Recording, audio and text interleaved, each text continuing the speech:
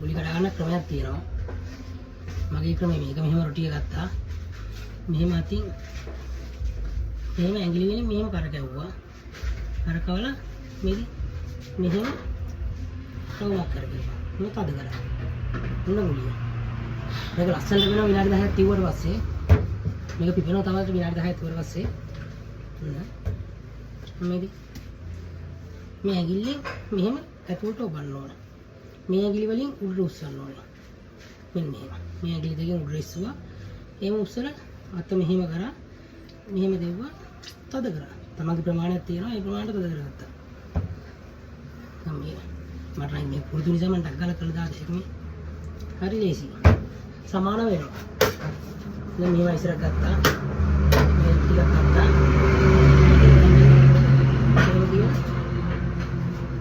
මේ ඇඟිලි දෙකෙන් මෙහෙට මෙහෙට කරනවා. ඇඟිලි දෙකෙන්. ඇඟිලි හතරෙන්. ඊට පස්සේ මෙහෙම තියාගත්තා. මෙතනට තියාගත්තා.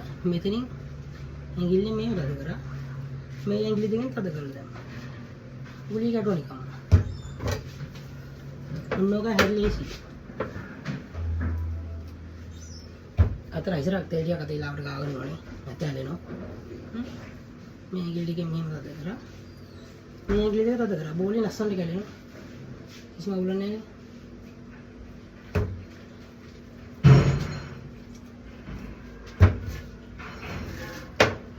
අසර වල වෙනවා. මෙන්න. අපලක් කැල්ලක්. හරි. අද්දක හැම තියාගත්තා.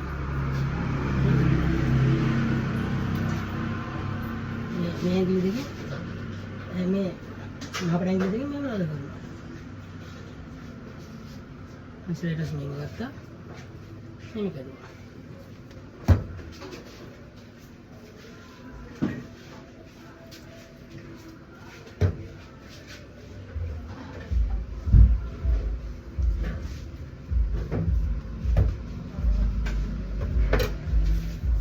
මේක පොඩ්ඩක් අර දකිද්දි අමාරුයි කරන්න කියලා හිතනවා. ඒ ලේසි.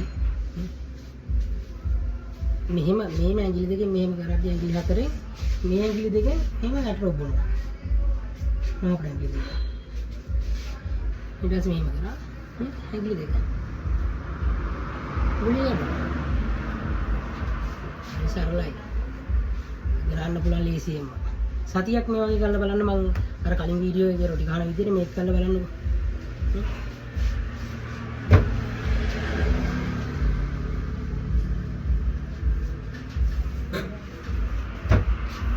ඔයගොල්ලන්ට හිත උදේට කෑම හදාගන්න ලේසි මෙහෙම කරොත් රැයට 10 විතර රොටි කනවා ගත්තා ගුලි ගැව්වා ෆ්‍රිජ් එකේ දැම්ම උදේට ගත්තා කිසිම මුකුත් වෙන්නේ නැහැ බය වෙන්න එපා දැන් හිට අපි වැඩ කරන බාස්ට් ලේසි මම කිලෝ 5ක් විතර මෙතන අල්ලන්න ගිහින් යාට උදේට ඇවිල්ලා මේක ගහගත්තා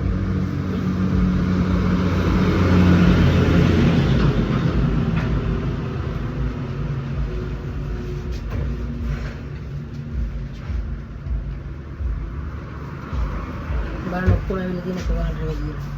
ඒ අතර නිකම්ම හුරු වෙනවා. මුල් දවසේ එක සයිස් එන්නේ. පස්සේ ඉතින් මේක නිකම්ම කරගෙන යද්දි හුරු වෙනවා. මම 2013 පටන් ගත්තේ අපි ෆැමිලි එකත් එක්ක පටන් ගත්තේ කෑම කඩේ. මුල් මාසේ බාස්ලා 10ක් විතර හිටියා මම කලින් කිව්වේ. ඊට පස්සේ මම බලාගෙන හිටියා ඒ 10 කියන්නේ. පස්සේ කට්ටියදී මම බලාගෙන හිටියා කොහොමද මේක කරන්න කියලා. මොනේ කිලෝ 2 3 5 අරගෙන මම කල්ලා බැලුවා ඉරුණා. ඊට පස්සේ අවුරුදු 9ක් ඒ කඩේ කරා. ඒ 9ම මම තමයි රොටි ගෙවුවේ. අවුරුදු ගත්තනේ මේ කඩේ දැන් අවුරුදු 4ක් 5ක් විතර යනවා. දැන් ගිය අවුරුදු නම් මම කෙනෙක්ව ගත්තා මේක වැඩේ. මට කරගන්න අමාරු මට රයිස් එනවා. රයිස් ගහන්න තියෙන නිසා. මේ ඉතින් තමන් ඔළුව උස්සනකම් තමන් කරගෙන යන්න බලන්න. ඊට පස්සේ කෙනෙක්ව දාගෙන කරගන්න ලේසියි. ඒකට තමයි ඉන්කම් එක උත් අරගෙන තියෙන්නේ. තමන් තන හදාගෙන තියෙන්නේ. තමන්ට බය වෙන්න ඕනේ.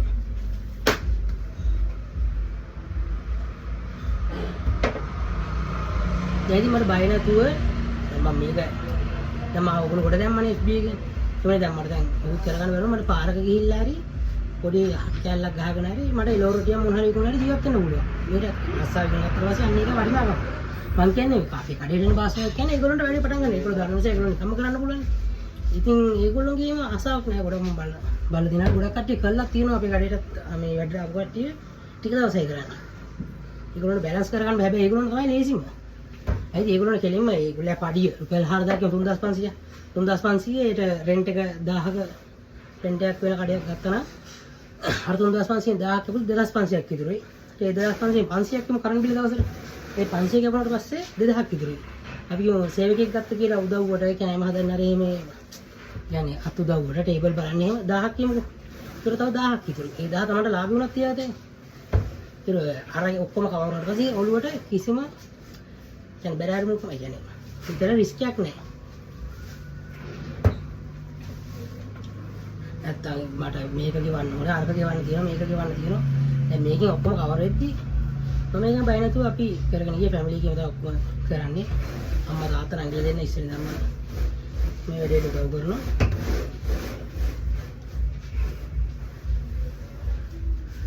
ඉතින් හරි ලේසි.